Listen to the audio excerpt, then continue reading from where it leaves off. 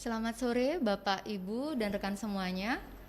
Saat ini saya berada di studio Tribun Bali di gedung perkantoran Kompas Gramedia Group di Jalan Bypass Ida Bagus Mantre, Ketewel, Gianyar, Bali. Om Swastiastu, Assalamualaikum, dan salam sejahtera bagi kita semua. Seperti kita ketahui, dana hibah pariwisata merupakan bagian dari program pemulihan ekonomi nasional guna membantu pemerintah daerah serta industri hotel dan restoran yang saat ini sedang mengalami penurunan pendapatan asli daerah serta gangguan finansial akibat pandemi COVID-19. Saat ini dana hibah pariwisata juga diharapkan dapat membantu industri pariwisata untuk meningkatkan kesiapan dalam penerapan protokol kesehatan. Dana hibah pariwisata merupakan hibah dana tunai melalui mekanisme transfer ke daerah yang ditujukan kepada Pemda serta usaha hotel dan restoran di 101 daerah kabupaten kota yang berdasarkan beberapa kriteria. Dan dana hibah pariwisata ini akan dilaksanakan hingga bulan Desember 2020. Seperti apa persyaratan penerimanya dan keterserapannya hingga saat ini, serta bagaimana pemanfaatan dan pengelolaan dana hibah pariwisata? Semua akan kita bahas dalam Focus Group Discussion FGD Tribun Bali dengan topik pemanfaatan dan pengelolaan dana hibah pariwisata Bali. Perkenalkan, saya Ida Yumade Sadnyari sebagai pembawa acara. Moderator FGD kali ini adalah Mas Kambali, beliau adalah editor Tribun Bali. FGD Tribun Bali ini terselenggara atas kerjasama Tribun Bali dan BPD Bali. Acara ini juga ditayangkan secara live di Facebook Tribun Bali. Tribuners, FGD ini akan dibuka oleh Bapak Igede Indra Dewa Putra, SEMM. Beliau adalah asisten 1 bidang pemerintahan dan Kesra Sekda Provinsi Bali. Selamat sore Bapak. Acara ini juga akan menghadirkan 4 pembicara, yaitu Bapak Adi Hermawan yang merupakan Direktur Manajemen Investasi dan PLT Direktur Manajemen Industri Kemenparekraf. Kemudian yang kedua ada Bapak Inyoman Sumanaya, SEMM. Beliau adalah Direktur Bisnis Non-Kredit Bank BPD Bali. Kemudian yang ketiga ada Bapak Francisca Handoko, CHA CIA CHRM. Beliau adalah Government and Organization Relation Director BHA. Yang keempat, ada Bapak Ana Agung Gede Putrawan, Esos MSI. Beliau adalah Kadispar Kabupaten Gianyar. Acara ini juga diikuti oleh 84 partisipan dari sekitar 20 lebih instansi, diantaranya berasal dari Stikes Buleleng, Universitas Ngurah Rai, STIMIK Stikom Indonesia, Universitas Hindu Negeri Denpasar, ITB Stikom Bali, Institut Agama Hindu Negeri Tampung Penyang Palangkaraya, SMKN 3 Denpasar, kemudian Dinas Pariwisata Kabupaten Kota Sebali, Badan Pengelolaan Keuangan, Pendapatan dan Aset Daerah Kabupaten Kota Sebali, PHRI Kabupaten Kota Sebali, Inspektorat Kabupaten Kota Sebali, kemudian dari Hotel Mercure Resort Sanur, Villa Karang Putih, Prama Sanur Beach, Gaya Oasis Resort, PT Kompas Wisata Indonesia, Vimala Ubud Hotel, Alila Manggis, Tonis Villas and Resort, Amed Dream Ibus Beach Club, Vasanti Kuta Hotel, Batu Karang Art, PT Bali Hoki Bersama, Astra Isuzu, TPEC, PT Dewi Tirta Sejahtera. Tribuners, langsung saja FGD Tribun Bali ini kita mulai dengan dibuka oleh Bapak Igede Indra Dewa Putra, Asisten 1 Bidang Pemerintahan dan Kesra Sekda Provinsi Bali. Kepada Bapak Igede Indra, kami persilahkan. Ya, terima kasih Bu Dayu. Bapak Ibu sekalian yang saya hormati, kami permaklumkan Bapak Wakil Gubernur tidak bisa hadir langsung pada kesempatan yang baik ini karena saat bersamaan beliau di rapat dengan Konsulat Jenderal Tiongkok, dengan Kepala Bank Indonesia dan Gabungan Industri Pariwisata Indonesia Bali. Untuk itu kami ditugaskan menyampaikan sambutan Bapak Wakil Gubernur. Mohon izin saya bacakan sambutan Bapak Wagub. Om Swastiastu. Assalamualaikum warahmatullahi wabarakatuh. Salam sejahtera, namo buddhaya, salam kebajikan, dan salam rahayu. Yang saya hormati para narasumber, para peserta FGD, moderator, dan pemerakarsa dari Tribun Bali, dari grup Kompas Gramedia, dan seluruh peserta yang saya cintai dan saya banggakan.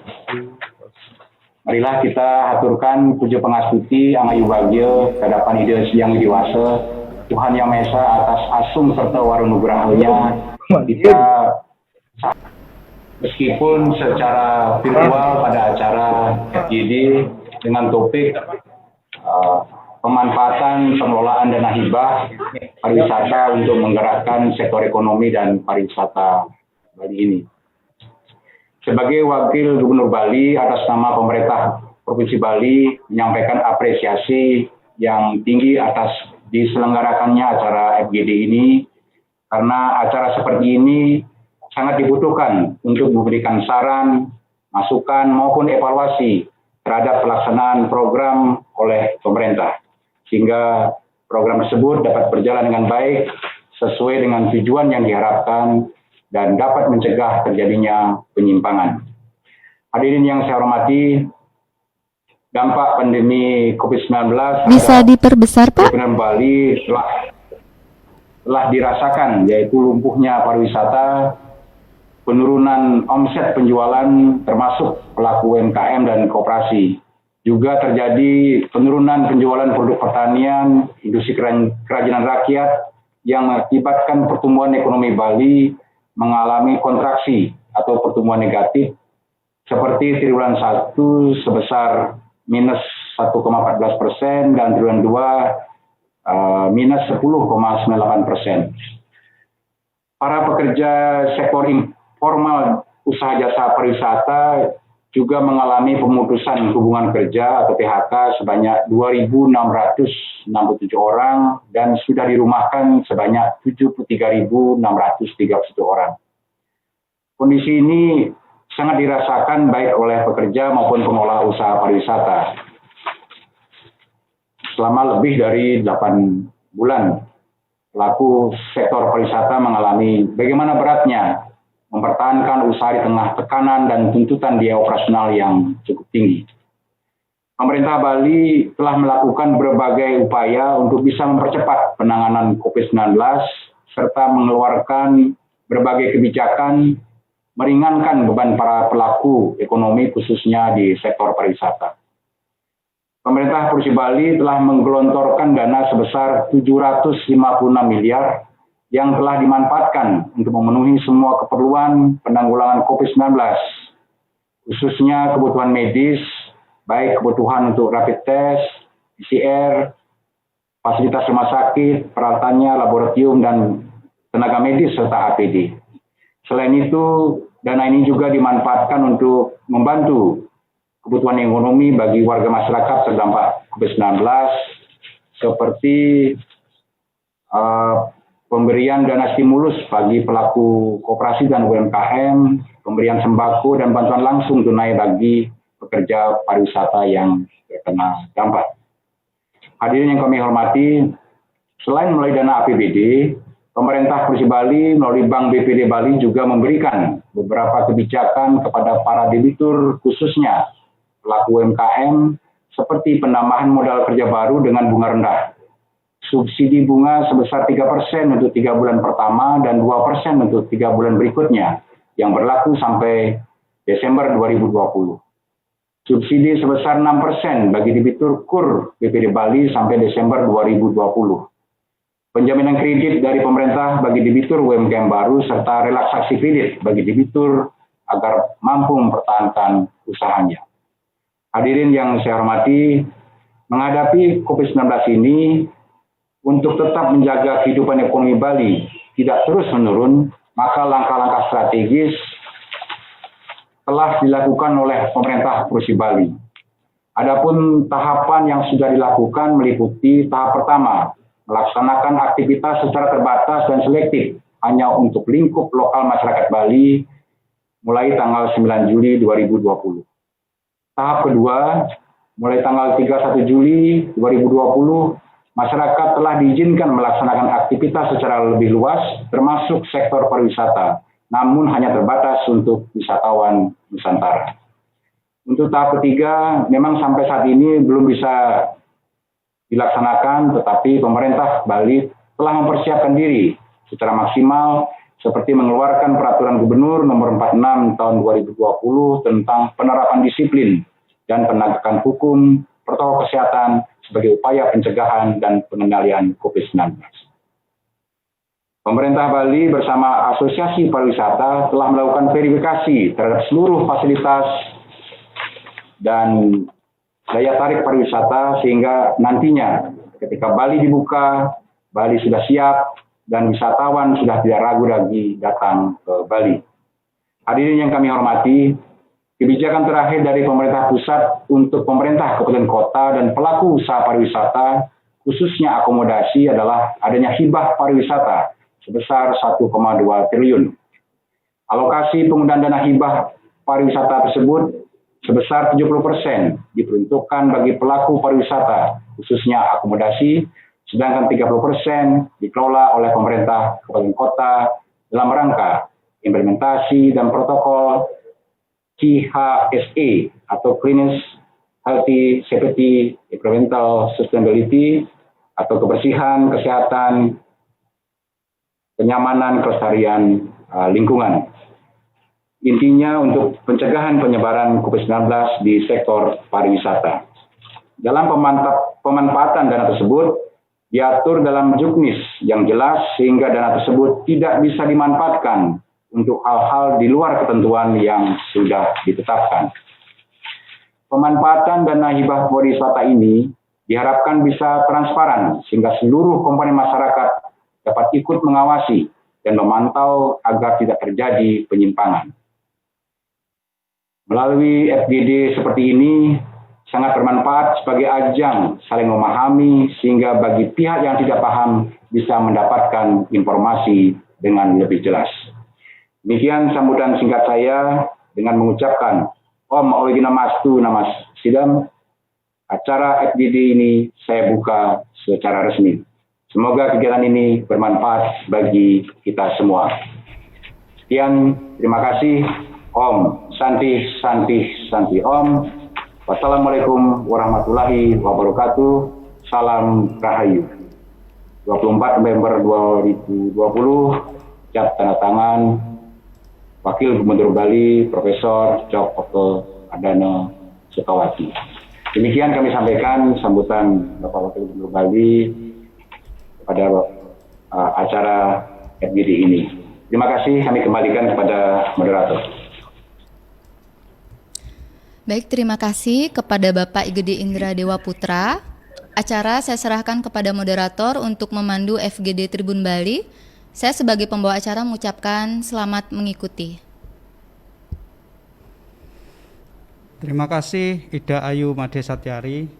Om Swastiastu. Assalamualaikum warahmatullahi wabarakatuh. Salam sejahtera bagi kita semua. Tribuners semuanya, dalam FGD ini akan membahas soal pemanfaatan dan pengelolaan dana hibah pariwisata. Jadi kalau kita soal dana hibah pariwisata, ada 101 daerah di Indonesia yang mendapatkan dana hibah kepariwisataan dari pemerintah pusat. Nah, salah satunya adalah Provinsi Bali. Di Provinsi Bali ada 9 kabupaten kota yang memperoleh dana hibah pariwisata, yaitu sejumlah 1,183 triliun atau 36,4%. Nah, alokasinya itu masing-masing daerah itu sangat berbeda. Jadi akan kita bahas dalam FGD kali ini dengan topik pemanfaatan dan pengelolaan dana hibah pariwisata. Saya kembali sebagai moderator dan didampingi notulen Ida Ayu Made Satyari, manajer online Tribun Bali. Sebelum kita mulai, saya akan bacakan peraturan dalam FGD kali ini. Yang pertama yaitu menonaktifkan mikrofon sebelum giliran berbicara diberikan oleh operator. Kemudian mengaktifkan kamera Zoom selama FGD berlangsung. Kemudian raise hand atau chat operator via aplikasi Zoom ketika ada kendala atau ingin bertanya dan berpendapat. Dan yang terakhir, pendapat dan komentar tidak menyinggung unsur sara. Saya perkenalkan dulu para pembicara FGD kali ini. Yang pertama adalah Bapak Ardi Hermawan. Beliau lahir di Kota Padang tanggal 11 Februari tahun 1964. Jabatan beliau adalah Direktur Manajemen Investasi dan PLT Direktur Manajemen Industri Kementerian Pariwisata dan Ekonomi Kreatif. Pendidikan terakhir adalah S3. Kemudian emailnya ardi.hermawan@kemenkraf.go.id. Kemudian pemateri kedua adalah Bapak Inyoman Sumanaya, Direktur Bisnis dan Non-Kredit PT Bank Pembangunan Daerah Bali. Nama lengkapnya adalah Bapak Inyoman Sumanaya SEMM. Biasa dipanggil Pak Nyoman atau Pak Sumanaya. Alamat Jalan Antasura 6 nomor 4D Denpasar. Status menikah. Kemudian latar belakang pendidikan SD N2 Peguyangan tahun 1980, SMP N2 Denpasar tahun 1086, SMA 3 Denpasar tahun 1989, kemudian perguruan tinggi Undiknas jurusan ekonomi tahun 1992 dan pasca sarjana Universitas Udayana jurusan ekonomi tahun 2003. Kemudian riwayat pekerjaan pernah menjabat kepala bagian kredit korporasi, kemudian pernah menjabat kepala cabang Mangupura, kemudian pernah PJS kepala cabang utama Denpasar, kepala cabang utama Denpasar, PJS kepala divisi kepatuan, kepala divisi kepatuan, kepala divisi dana dan jasa, dan yang terakhir pertanggal 23 Mei 2020 sampai sekarang Direktur Bisnis Non-Kredit. Kemudian pemateri ketiga ini sekaligus merevisi bahwa Francisca bukan bapak tapi ibu, yaitu Ibu Francisca Handoko CHA CHA CHRM. Beliau adalah profesional manager, general manager. Yang pertama yaitu General Manager Wisata Bali Resort and Spa, juga pengajar di Institut Pariwisata dan Bisnis Internasional, kemudian pendidikan Blue Mansion International Hotel Management School, Advent Diplomasi Hotel, Motel dan Restoran Management di tahun 1995 di Australia. Kemudian juga IHTTI School of Hotel Management Diploma Hotel dan Motel Administrasi and Management tahun 1995 di Swiss. Organisasi Bali Hotel Association di bidang Government Relation Director tahun 2016 sampai sekarang. Kemudian Bali Sales and Marketing Community Baskom tahun 2017 sampai sekarang. Kemudian Indonesian Hotel General Management Association di tahun 2020 sampai 2023 sebagai sekjen. Kemudian juga di PHRI sebagai anggota di tahun 2016 sampai 2001. Baik, kemudian pemateri yang keempat yaitu Bapak Anak Agung Gede Putrawan MSOS MSI. Beliau kelahiran Denpasar tahun 1969, pendidikan STPDN Angkatan 01, kemudian Magister Ilmu Ekonomi Universitas Udayana tahun 2013. Alamatnya di Banjar, Bucuan, Sukawati, Kabupaten Gianyar. Kemudian emailnya gede.putra69@gmail.com. Baik Tribuners semuanya, sebanyak 9 kabupaten kota di Bali memperoleh dana hibah pariwisata sebesar 1,18 triliun. Masing-masing kabupaten mendapatkan dengan jumlah yang sangat berbeda. Yang pertama, yang paling tinggi adalah Kabupaten Badung sebesar 948 miliar. Kemudian disusul Kabupaten Gianyar sebesar 135 miliar lebih. Kemudian yang ketiga yaitu Kota Denpasar, dan yang terakhir adalah Kabupaten Bangli dengan nilai 0,992 miliar. Nah, kemudian Pemkab Gianyar mendapatkan dana hibah sejumlah tersebut, merupakan daerah pertama di Indonesia yang memproses dana tersebut. Tentunya kita ingin mengetahui bagaimana proses pencairan maupun penyerapan dana hibah di Kabupaten Gianyar. Karena di Kabupaten Gianyar telah mengajukan sebanyak 1.850 hotel dan restoran. Kemudian juga ada persyaratan dan kriteria yang harus dipenuhi oleh para penerima atau instansi atau hotel atau pelaku wisata yang akan menerima dana hibah tersebut. Untuk itu semua akan kita bahas di FGD sesi pertama ini, yang akan disampaikan oleh pemateri pertama yaitu Bapak Anak Agung Gede Putrawan, Kepala Dinas Pariwisata Kabupaten Gianyar. Kepada beliau disilahkan.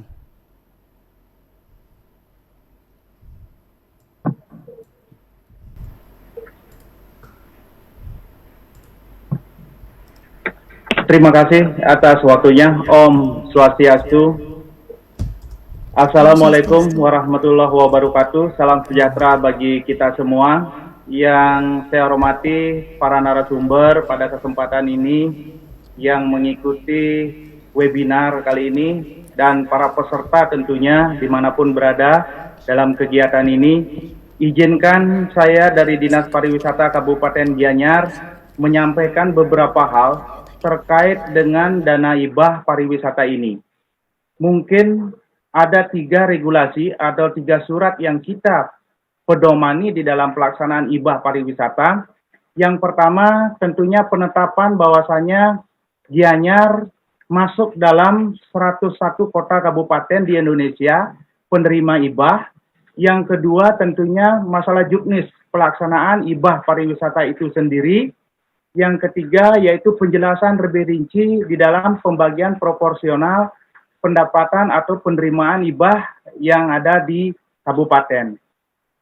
Untuk kita ketahui, tentunya hibah pariwisata ini baru kita lakukan rakor di Jakarta pada tanggal 16 Oktober 2020.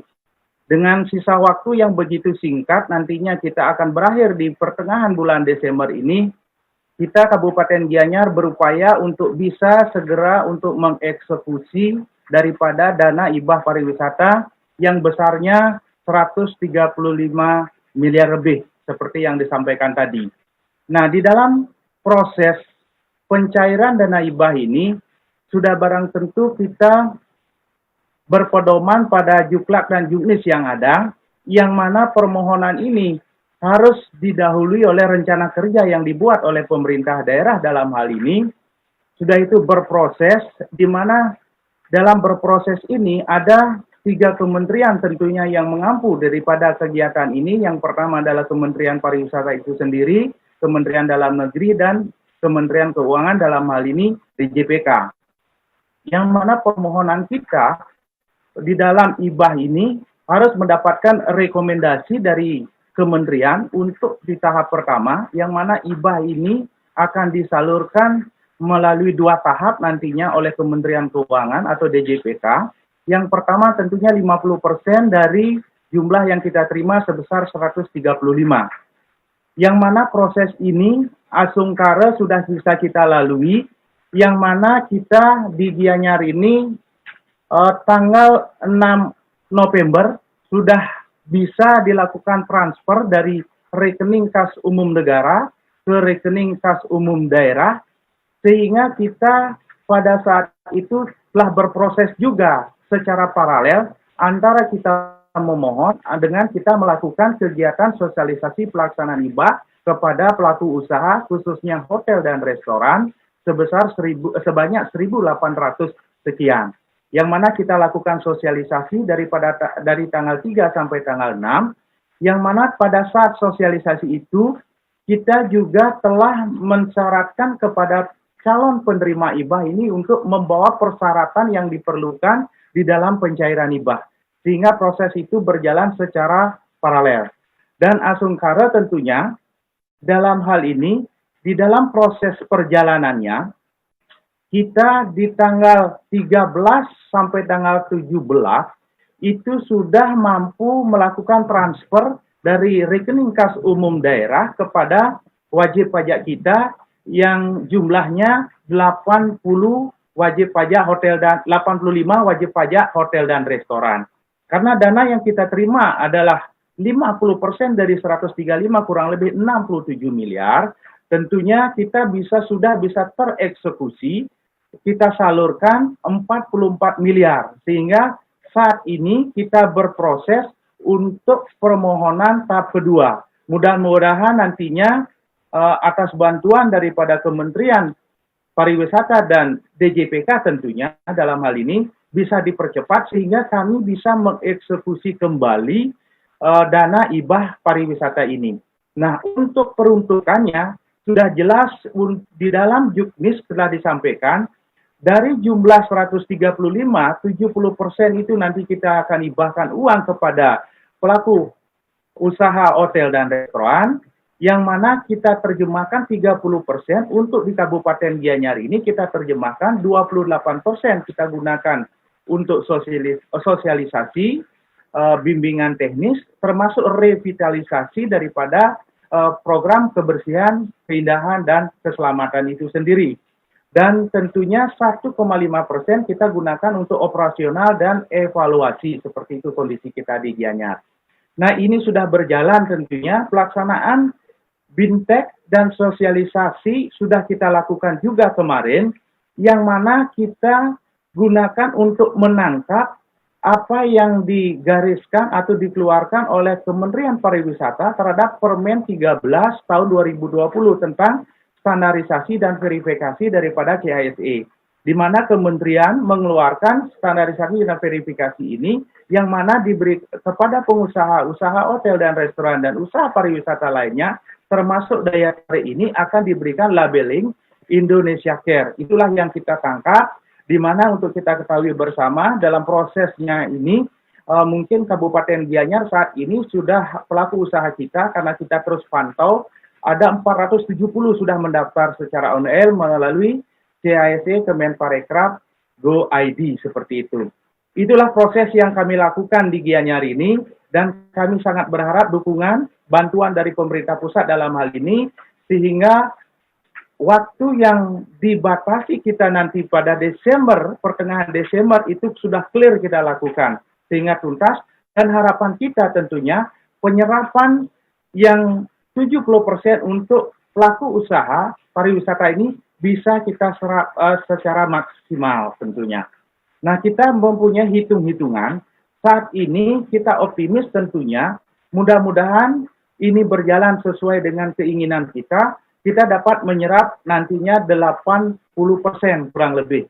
Itu gambaran kita, karena ini terus berproses, di mana kami saat ini masih memberikan kesempatan kepada pelaku usaha itu untuk melengkapi syarat administrasi yang dibutuhkan.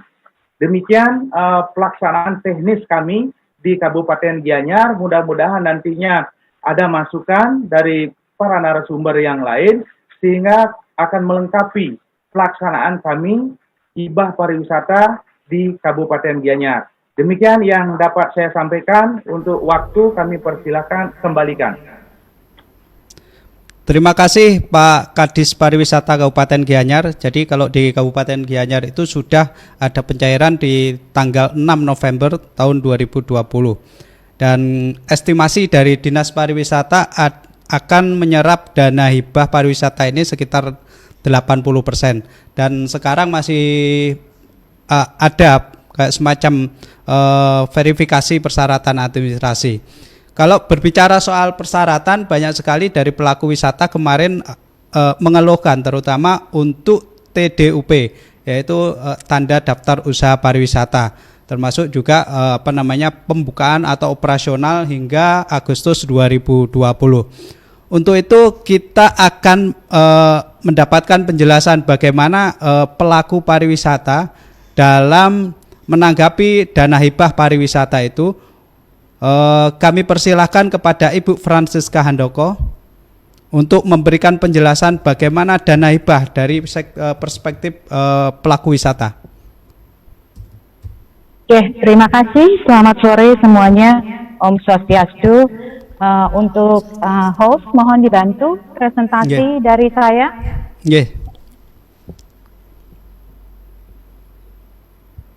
Sambil menunggu presentasi, izinkan saya memperkenalkan diri. Saya kali ini berbicara mewakili Bali Hotels Association. Ya, masih loading. Oke. Bali Hotels Association, jadi kami mewakili, anggota kami adalah 157 hotel berbintang di seluruh Bali yang mewakili kira-kira 27.000 jumlah kamar di Bali. Dan juga mewakili kira-kira 36.000 karyawan di sektor pariwisata. Next. Mengapa kami sangat concern dengan dana hibah ini? Karena anggota kami terletak atau berlokasi hampir di seluruh Bali, di mana 70%-nya adalah berada di bawah Kabupaten Badung. Kemudian sekitar 5% dan 5% di Kabupaten Gianyar, di sekitaran Ubud, dan juga di bawah Kota Denpasar atau lebih banyaknya di daerah Sanur. 20% lagi dari anggota kami itu di luar yang tadi sudah disebutkan. Jadi kami sangat concern mengenai tourism grant yang dibagikan oleh pemerintah pusat. Nah, silahkan dilanjut. Oke. Kami akan membahas atau saya akan membahas lebih ke Badung, karena anggota kami lebih banyak berlokasi di Badung dan ini yang sudah kami jalankan di Badung. Jadi tadi sudah disampaikan bahwa biaya atau yang bisa dimasukkan kepada pemanfaatan dana hibah ini adalah biaya operasional. Di mana biaya operasional itu adalah hanya berlaku dari mulai bulan September sampai bulan Desember 2020. Kemudian tadi sudah dibahas bahwa dana hibah ini diberikan kepada hotel yang sudah memenuhi persyaratannya. Besaran yang diterima pun sudah ada formula khusus yang ditetapkan di mana masing-masing hotel itu tentunya apabila membayar pajak hotel atau PB1 di tahun 2019 semakin besar, maka dana hibahnya pun akan menjadi semakin besar yang diterima. Yang terakhir adalah tentunya RAB atau rancangan anggaran biaya dana hibah ini yang harus dihabiskan selama 4 bulan, tentunya dipertanggungjawabkan di bulan Januari 2021. Next. Kita lanjut. Jadi yang dimaksud atau penggunaannya di hotel selama periode September sampai Desember ini, rancangan anggaran biaya yang kami masukkan itu tentunya komponen terbesar itu adalah komponen gaji karyawan. Di mana komponen gaji itu tentunya beserta dengan komponen lainnya, yaitu BPJS Tenaga Kerja dan juga BPJS Kesehatan. Kemudian biaya operasional yang besar juga yang harus kami bayar tentunya adalah biaya listrik setiap bulannya, biaya PLN, tagihan PLN, dan juga tagihan daripada PDAM. Nah, karena operasional itu juga dibatasi penggunaan uangnya ini adalah September sampai Desember, maka pembiayaan tagihan supplier maupun vendor itu pun hanya berlaku di bulan tersebut, yang tentunya adalah berhubungan dengan operasional. Apa saja itu? Contohnya mungkin adalah laundry untuk tamu di bulan September atau bulan Oktober. Kemudian tagihan telekomunikasi, internet connection misalnya. Kemudian juga mungkin ada pest control untuk hotel kita di bulan September, Oktober, November, dan Desember. Oke. Nah, selain biaya tadi operasional pembayaran supplier atau pihak ketiga, biaya-biaya lain adalah tentunya kalau operasional tentunya ada maintenance, ya. Biaya maintenance ini apa saja? Misalnya biaya dengan perawatan kolam renang di hotel, jadi pool maintenance.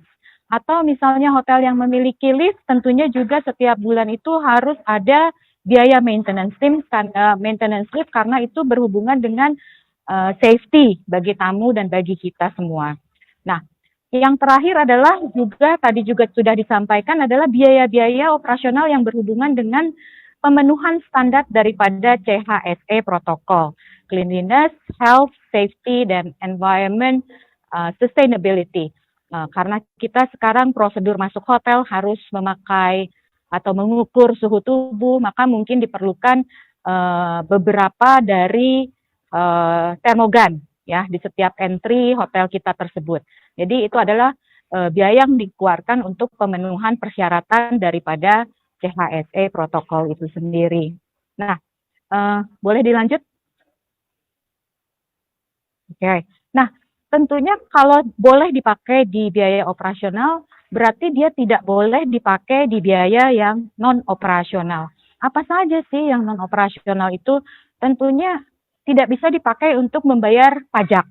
Misalnya hotel kita belum membayar pajak PBB tahun 2020 yang sudah jatuh tempo. Tentunya dana hibah ini tidak bisa dipakai untuk membayar pajak yang tertunggak tersebut, ataupun membayar pajak yang akan jatuh tempo. Jadi itu nomor satu yang tidak boleh dipergunakan. Nah, biaya-biaya operasional yang tentunya bukan jatuh di bulan September sampai Desember. Misalnya biaya terhutang laundry, pest control, internet yang tadi disebutkan, tapi di bulan April atau di bulan Mei seperti itu. Itu juga tidak bisa dimasukkan ke dalam RAB dana hibah, ya. Pembayaran pinjaman bank, misalnya owner kita memiliki pinjaman bank, itu juga tidak bisa kita masukkan ke dalam RAB dana hibah. Kemudian biaya-biaya lain yang berhubungan dengan asuransi kesehatan, misalnya ada penggunaan hotel menggunakan insurance di luar BPJS Kesehatan. Karena itu adalah non-operasional, tentunya tidak bisa dibebankan atau dimasukkan ke dalam RAB. Membayar biaya pemutusan hubungan kerja, itu juga bukan biaya yang bisa dimasukkan ke dalam RAB. Karena sudah disampaikan jelas bahwa biaya ini adalah atau dana hibah ini untuk membantu kami pelaku pariwisata hotel untuk bisa berlangsung, berjalan, dan beroperasi, ya. Kemudian misalnya ada beberapa refund tamu yang tidak jadi datang ke tempat kita, itu pun tidak bisa dimasukkan ke dalam RAB daripada dana hibah ini. Jadi memang pada saat kami hotel pelaku usaha memasukkan rancangan anggaran biaya hibah, tentunya harus sangat berhati-hati karena semuanya harus bisa dipertanggungjawabkan. Nah, yang terakhir adalah tentunya tidak bisa dipakai untuk owner expenses atau misalnya dialokasikan ke bisnis lain daripada pemilik hotel kita memiliki bisnis lain, alokasi dana hibahnya dicoba dialokasikan ke bisnis tersebut, itu juga tidak bisa, ya. Jadi memang sangat hati-hati dalam mengalokasikannya secara bertanggung jawab, dan nanti semuanya ini harus kita laporkan kembali di bulan Januari besok. Nah, boleh kita lanjut mungkin? Sebelum saya tutup, itu sedikit penjabarannya. Untuk Badung sendiri, untuk semua berkas dan yang sudah selesai menandatangani nota perjanjian dana hibah pada hari Jumat kemarin, teman-teman sudah mengupdate bahwa hari ini dananya sudah turun di rekening BPD masing-masing. Jadi sekali lagi kami mengapresiasi kepada semua pihak yang sudah membantu bagaimana kami pelaku usaha khususnya hotel mencoba untuk bertahan di situasi seperti sekarang ini. Terima kasih atas waktunya, saya kembalikan kepada moderator.